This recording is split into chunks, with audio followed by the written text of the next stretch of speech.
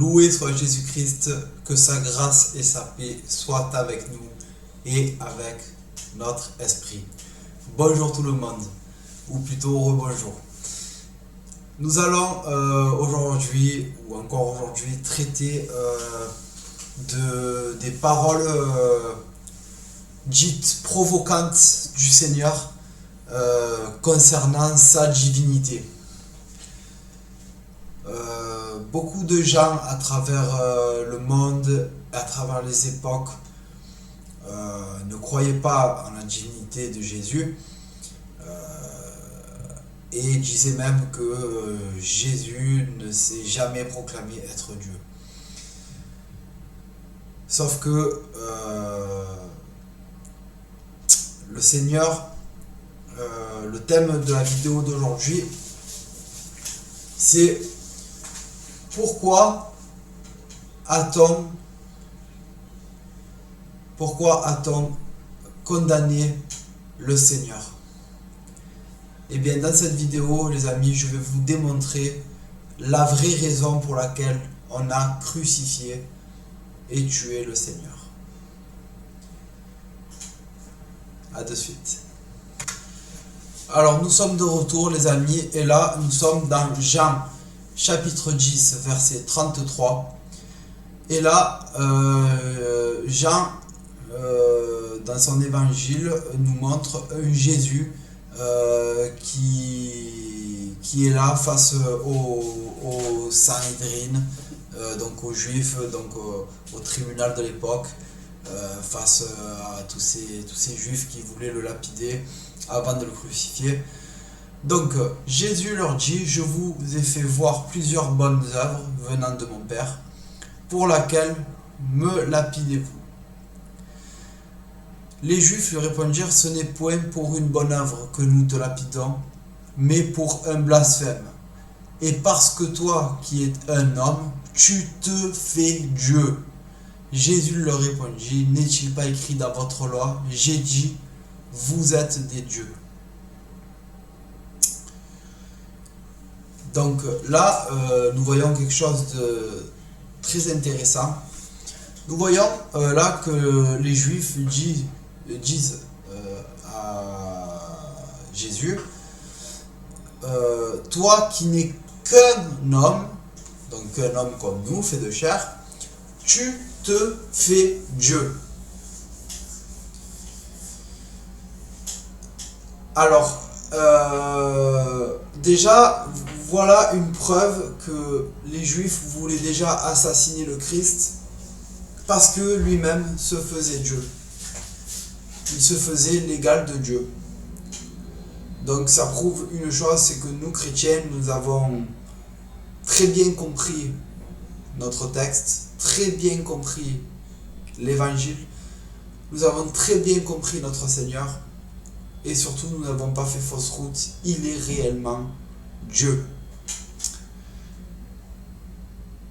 À cause de cela, les Juifs cherchaient encore plus à le faire mourir, non seulement parce qu'il violait le sabbat, mais parce qu'il appelait Dieu son propre Père, se faisant lui-même égal à Dieu. Alors quand les Juifs disent qu'il violait le sabbat, il faut savoir que Jésus, donc pendant le sabbat, Jésus avait s'était occupé d'une personne malade. Donc cette personne, je crois dans l'évangile, il me semble, je crois que c'était un sourd ou un paralytique ou quelqu'un qui avait perdu l'ouïe peut-être. Donc il s'était occupé de cette personne et il l'avait guéri tout simplement. Et les Juifs n'ont pas regardé le miracle que seul Dieu peut faire pour guérir ce genre de choses qu'ils ne peuvent pas guérir comme ça. Il faut forcément un miracle. Mais ils ont cherché à voir juste qu'il avait violé le sabbat. Or, le Christ, dans un de ses enseignements, nous enseigne que ce n'est pas l'homme qui a été fait, ce n'est pas le sabbat qui a été fait pour l'homme, mais c'est l'homme qui a été fait pour le sabbat. Tout simplement. Ce qui veut dire une chose, c'est que même pendant le sabbat, Si quelqu'un est là et mourant ou a besoin d'aide, je pense que Dieu est plus enclin à pardonner quelqu'un qui est en train de sauver une vie plutôt que d'observer le sabbat, tout simplement parce que une vie, c'est quand même la création de Dieu. Un être humain, c'est la création de Dieu, et quand on vient et qu'on porte secours à une personne, c'est tout bénéf pour nous, les amis. C'est tout l'amour qu'on peut porter, car on sera, comme le dit le Christ, nous serons sauvés que par l'amour que l'on a eu pour autrui.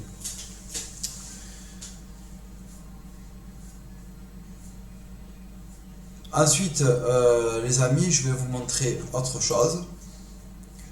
Donc, je crois que c'était par ici.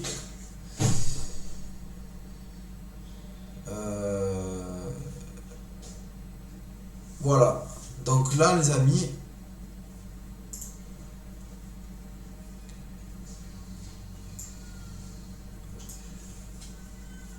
Jean chapitre 10, verset 30.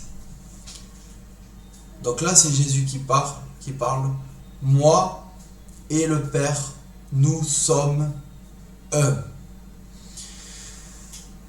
C'est ce que je vous ai expliqué dans une de mes vidéos précédentes.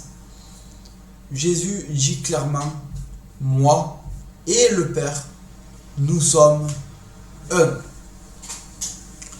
Donc, pour les gens, pour les détracteurs qui veulent toujours dire que nous les chrétiens, nous ne croyons pas en un seul Dieu, mais que nous sommes des idolâtres et nous sommes des gens qui croient en trois dieux.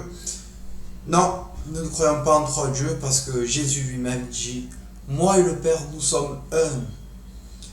Et oui, et je vais même aller plus loin, le Père, le Fils et le Saint-Esprit, tous trois, un seul et même unique Dieu, un Dieu qui est tellement puissant, tellement grand, tellement éternel, tellement miséricordieux, qu'il a décidé de se faire chair lui-même en prenant chair de la Vierge Marie et a décidé tout simplement de lui-même se faire homme pour pouvoir souffrir et comprendre notre nature d'homme et pouvoir souffrir pour nous racheter tous nos péchés.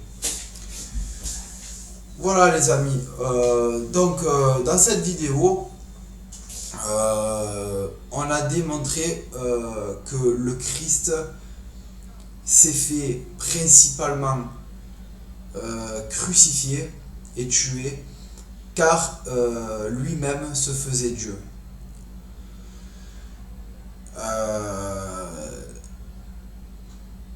Moi, j'ai une question à poser aux gens en général. Depuis 2000 ans que le Christ était sur terre, depuis 2000 ans qu'il y a les textes bibliques et que nous avons la parole du Christ, est-ce qu'à un moment donné, dans les têtes des gens, ça rentre que le Christ lui-même, c'est toujours, tout simplement, il a toujours dit qu'il était le Fils de Dieu, il a toujours dit qu'il était le Messie, le Sauveur. Il a dit lui-même, moi et le Père, nous sommes un. Et comme je vous ai montré dans une de mes précédentes vidéos, où il dit à Thomas, parce que tu m'as vu, tu as cru. Thomas lui dit, mon Seigneur et mon Dieu. Et Jésus lui répond, parce que tu m'as vu, tu as cru. L'alpha et l'oméga, le commencement et la fin. Comment on peut avoir toutes ces preuves bibliques qui confirment que le Christ lui-même, de sa bouche, a dit être ce qu'il est? Et comment on peut encore venir dire le contraire, que le Christ n'a jamais dit ça, que nous sommes des menteurs, que que nous croyons en un homme moitié homme, moitié Dieu. On n'a jamais dit que nous croyons dans un homme moitié homme, moitié Dieu. Le Christ est 100% homme et 100% Dieu, car il est Dieu, et comme Dieu est Dieu, et qu'il est éternel, et qu'il est le Tout-Puissant, il fait ce qu'il a envie. Si demain, le Seigneur, c'est juste un exemple que je vous prends, si demain le Seigneur a envie d'être un arbre, eh bien le Seigneur est un arbre s'il veut. Parce qu'il fait ce qu'il veut. Il a travaillé, il a fait des choses incroyables. Et il peut tout faire car il est le créateur de tout. Et nous, pauvres êtres humains que nous sommes, nous ne sommes rien. Nous ne savons rien du tout. L'homme d'aujourd'hui, l'homme du 21e siècle veut lui-même se faire Dieu. Et fait des choses horribles, scientifiquement parlant, je parle, fait des choses horribles et se prend lui-même pour Dieu. Voilà. Donc nous ne pouvons pas blâmer Jésus, donc le Seigneur, car il a lui-même dit que lui et le Père sommes un, tout simplement. Nous ne pouvons pas blâmer le Seigneur car il est ce qu'il est et il nous a sauvés, que ça vous plaise ou non. Le Seigneur nous a sauvés, le Seigneur a souffert pour nous, le Seigneur a toujours été présent pour nous. Et ce qu'il faut que vous sachiez, moi on me pose souvent la question et on me dit toujours mais on dirait qu'il n'y a pas de Dieu. Eh bien, détrompez-vous, il y a bien un Dieu. Et je vais vous faire une vidéo sur ça aussi, où je vais vous démontrer qu'en réfléchissant un peu et en méditant un petit peu, on trouve facilement des réponses et on ne peut pas blâmer le Seigneur comme ça, gratuitement. Tout simplement, les amis. Voilà, donc c'était donc cette vidéo, c'était pour vous montrer pourquoi le Christ a été autant blâmé, autant persécuté. Bien sûr, il y avait les élites à l'époque, donc les élites juives qui voulaient garder leur place au Sanhédrin, c'était des gens orgueilleux. Ces gens-là, on les retrouve encore aujourd'hui, bien sûr. Je ne vais pas vous citer, vous comprenez ce que je veux dire, quoi. Des gens orgueilleux, qui ont des loges, des gens qui ne nous veulent pas du bien. Voilà, vous voyez de quoi je veux parler. Voilà les amis. Sur ce, c'est la fin de cette vidéo. J'espère que ça a été instructif pour vous. N'hésitez pas à laisser des commentaires si vous le voulez, bien sûr. Nous ne sommes pas en Corée du Nord ici. Nous ne sommes pas sur une chaîne communiste. Nous ne sommes pas des dictateurs et nous pouvons parler franchement et surtout en paix et en liberté. Au nom du Père, du Fils et du Saint-Esprit. Amen. Que le Seigneur nous bénisse à tous. À bientôt les amis.